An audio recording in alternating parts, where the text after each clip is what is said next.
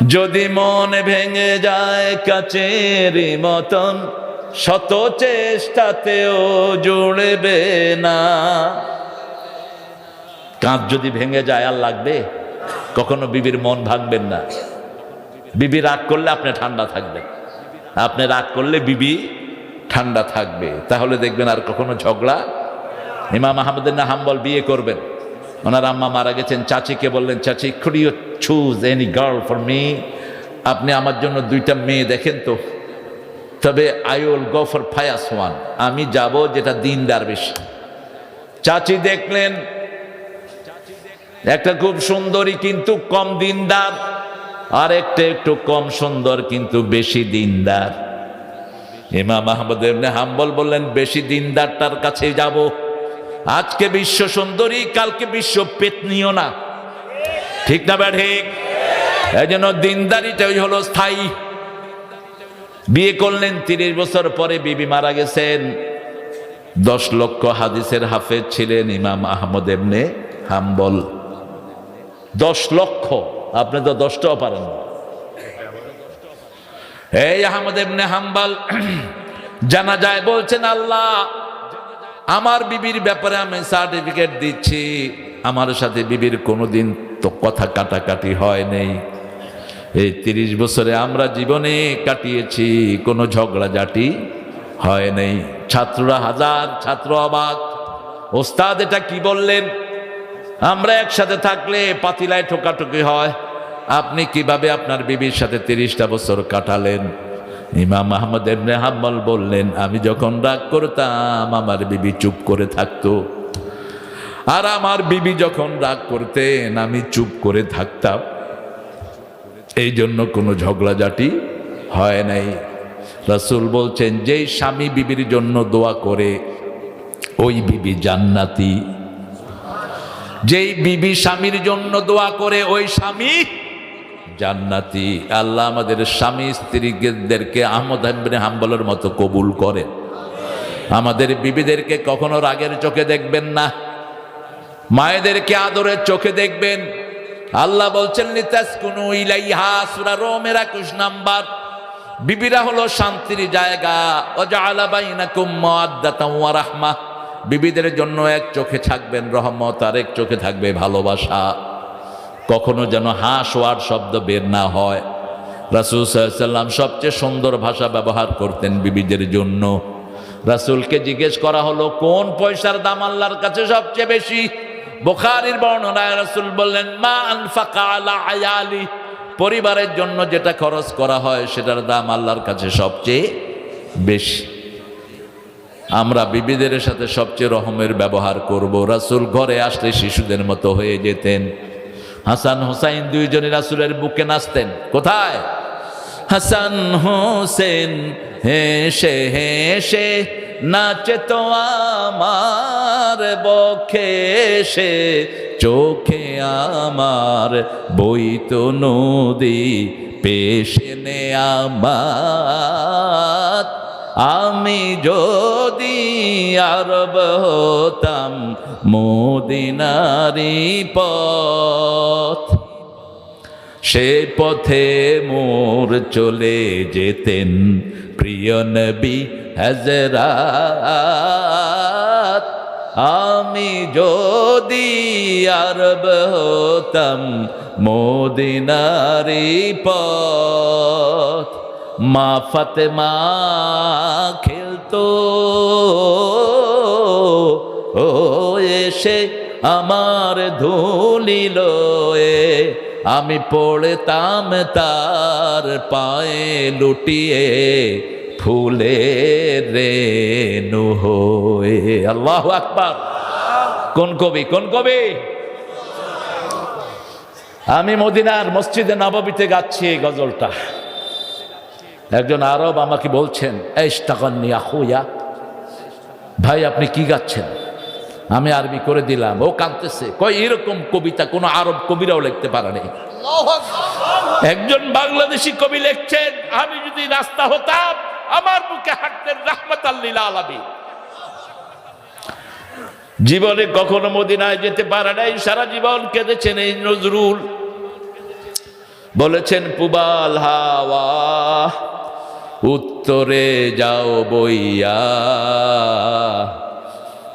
যাও রে বইয়া এই গরিবের সালাম খানি লইয়া। কত ভাবে রাসূলকে তিনি কুর্নিশ করেছেন, রাসূলকে সম্মান দেখিয়েছেন। আল্লাহ এই কবিকে মাফ করে দেন। হাসান হোসেন রাসূলের বক্ষে নাচতেন, বুকে নাচতেন। তাবারিতে একটা ঘটনা এসেছে, রাসূল এসে বলতেন, হাসান তাআলে, হোসাইন তাআলে, আসো নাতিরা আমার বুকে আসো। রাসূলের মতো উস্তাদ পাওয়ার কারণে দুইজনই জান্নাতের ইমাম হয়ে গেছে।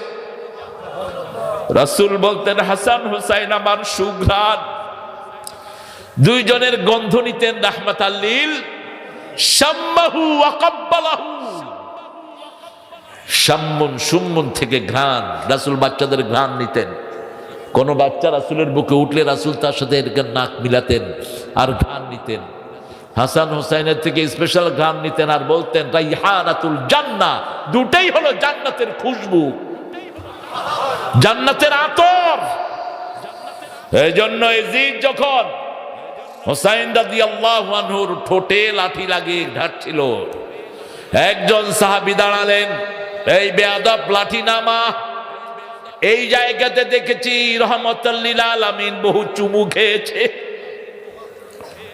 লাঠি সরা। কোন খুনির পরিণতি ভালো হয় না। রাসূলের কলিজার দুই টুকরা হাসান হুসাইন, তাবারিতে ঘটনা এসেছে। হুসাইন বুকে বসলেন, বললেন, নানা বলেন তো কে বড়? রাসূল বলছেন, আমি বড়। সৃষ্টিতে আল্লাহর নবীর উপরে আর কেউ নাই। হাউজে কাউসার কাকে আল্লাহ দিবেন? কে জান্নাতের দুয়ার খুলবেন? কে পুলসিরাত পার করবেন? কে প্রথম সুপারিশ করবে? কে কিয়ামতে প্রথম কথা বলবে? রাসূল সাল্লাল্লাহু। এজন্য তিনি বলতেন, আমার কোনো গর্ব নাই। আনা সাইয়্যিদে বলদে আদম। সেই নবী বলছেন আমি বড়, হুসাইন বলছেন না আমি বড়। রাসূল বলছেন আমি বড়, নাতি বলছে না আমি বড়। কেমনে বড় হলা বলো? বলছে না না, আপনার মায়ের নাম বলেন। বলছে আমেনা। বলছে আমার মাকে চিনেন নাকি? খাতুনে জান্নাহ, জান্নাতের রমণী, এরকম মা তো আপনার নাই। রাসূল হোসাইনের চেহারায় তাকিয়ে আছেন। এবার বলছেন বাপের নাম বলেন। আব্দুল্লাহ, খালি আব্দুল্লাহ। তারিফু আবুয়া, আমার বাপকে চিনেন নাকি? আলী ইবনে আবি তালিব, জান্নাতুল ফেরদাউসের শ্রেষ্ঠ আমি। এরকম একজন আব্বা তো আপনি পাননি। আপনার নানির নাম বলেন। রাসূল বললেন নানির নাম। এবার বলছেন আমার নানিকে চিনেন নাকি? যাকে আল্লাহ নিজে সালাম দিতেন, যিনি মহিলাদের মধ্যে প্রথম জান্নাতে ঢুকবেন। আমার এই নারীকে আপনি চিনেন নাকি? যার কবরের জবাব আল্লাহ নিজে দিয়ে দিয়েছে। চিনেন নাকি আমার নানিকে? রাসূল অবাক দৃষ্টি তাকিয়ে আছে হোসাইনের চেহারা। এবার রাসূলের বুকে বসে বলছেন আমার নানাকে চিনেন নাকি? আপনার নানার নাম বলেন। রাসূল বলেন আব্দে মানাফ। এবার বলেন আমার নানাকে চিনেন নাকি? যার সুপারিশ ছাড়া কিয়ামত হবে না, যার সুপারিশ ছাড়া বিচার শুরু হবে না। মাকামে মাহমুদে যিনি সেজদায় পড়ে থাকবেন, প্রথম আল্লাহ যার সাথে কিয়ামতে কথা বলবেন, দো জাহানের সরদার সাইয়্যিদুল কাওনাইন রাহমাতাল লিল আলামিন, এরকম একজন নানা আপনি পাননি। হোসাইনকে টেনে ধরলেন বুকের দিকে আর বললেন নানা, সত্যি তুমি আজকে আমার থেকে অনেক বড় হয়ে গেছো। আমরা যেন শিশুদেরকে বড় করে দেই, তাহলে আমাদেরকে বড় করে দিবেন কে? শিশুরা আমাদের অলংকার। এই যে মাহফিলগুলো করছেন সব শিশু, দেখেন এই যে ছোট্ট ছোট্ট মাহফিলগুলো বেশি করবেন। আজকে আমাদের শিশুদেরকে ধ্বংস করে দেয়া হয়েছে। আমাদের শিশুরা স্কুলে কোনো কোরআন পায় না, আর আমাদের যারা কোরআন পড়ায় তারা 3 বেলা ঠিক মতো ভাতও খেতে পায় না। হেফজ খানাগুলোর উস্তাদগুলোর চেহারা দেখলে মনে হয় সারা পৃথিবীর টাকাগুলো এনে এদেরকে দিয়ে দেই। 30,000 কোটি টাকা ডক্টর ইউনূস এনেছেন।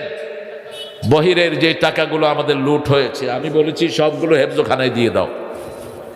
হেফজখানায় দিয়ে দাও। 35,000 হেফজখানা। কত কষ্ট করে উস্তাদেরা চলে। এই হেফজখানাগুলো না হলে মসজিদগুলো বন্ধ হয়ে যেত, ঠিক না বেঠিক? আর হেফজখানার কারণেই সারা পৃথিবীতে ফার্স্ট হচ্ছে কোরআনে কোন দেশ? আরো জোরে বলেন, কোন দেশ সারা পৃথিবী থেকে কম্পিউটার সায়েন্সে পুরস্কার নিয়ে আসতেছে? বাংলাদেশ। এই দেশের ছেলেদের ব্রেনের মতো ব্রেন কারো। এদেশে হাফেজে বুখারী আছে না নাই? হাফেজে কোরআন কত লক্ষ? এখন 23 লক্ষ হাফেজে কোরআন বাংলাদেশ। আরো আসতে কন্যা সুবহানাল্লাহ। আমার প্রাইমারি স্কুলে যদি কোরআন ঢুকিয়ে দেওয়া হতো, প্রাইমারি স্কুলের ছেলেরা হাফেজদের থেকে আগে হাফেজ হয়ে যেত। এখন কি করছে? স্কুলে নাই পড়া, ঘরে নাই কাজ, পিতামাতার মোবাইল ছাড়া ওদের যাওয়ার কোনো জায়গা। সন্ধ্যা হলে এই মোবাইল দেন আব্বা দেন, এই ডানে ডানে ডানে বামে, এই মার মার মার।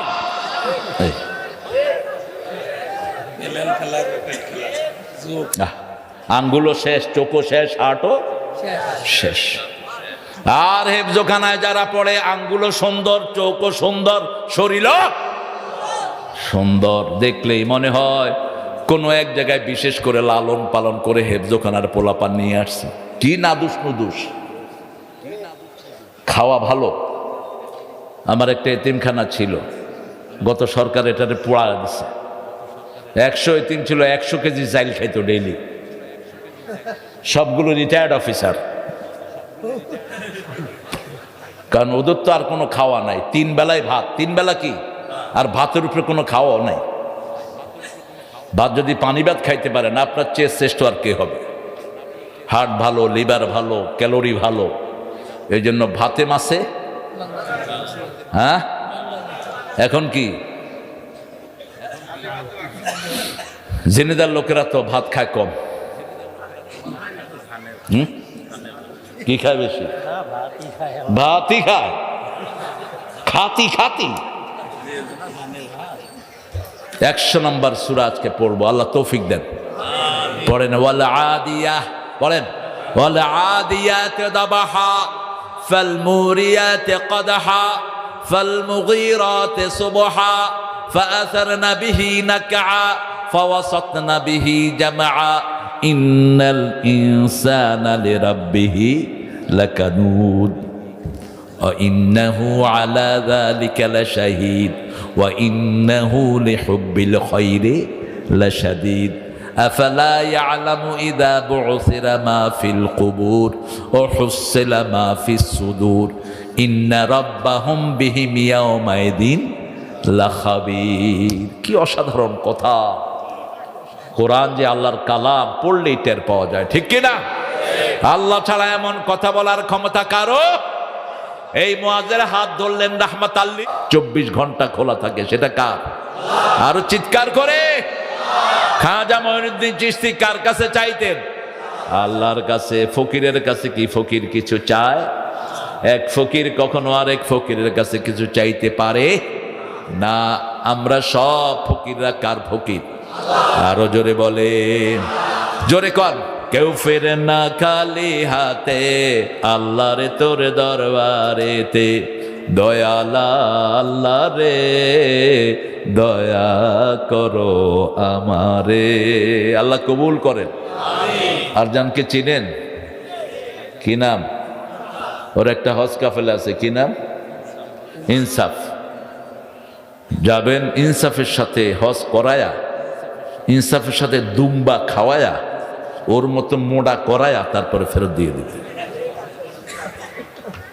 আপনারা ওরা ইনসাফে যাবেন। আর পিছনে একটা অ্যাডভার্টাইজ আছে লিটনের, লিটন আসো, লিটনের একটা স্টিলের, কিসের এটা? হ্যাঁ, থাই গ্লাস। ঘরকে যদি সুন্দর করতে চান, এই লিটনের আয়না ঘরের চারিদিকে ঘুরে দিবেন, দেখবেন যে ঘর সুন্দর হয়ে গেছে। বিবিরা হলো গ্লাস। বিবিরা কি? গ্লাস। বলেছেন রাহমাতাল্লিল আলামিন। বিবিরা ঘরে থাকলে ঘর সুন্দর হয়, ঠিক না বেটি? রাসূলের 2 জন বিবি একটা ওঁটের উপরে। কিসের উপর? ওঁটের উপর। একজন সাহাবী রশি ধরে টানছেন, রাসূল বলেন উপরে আমার গ্লাস আছে। কি আছে? গ্লাস আসে সতর্কতার সাথে টেনো।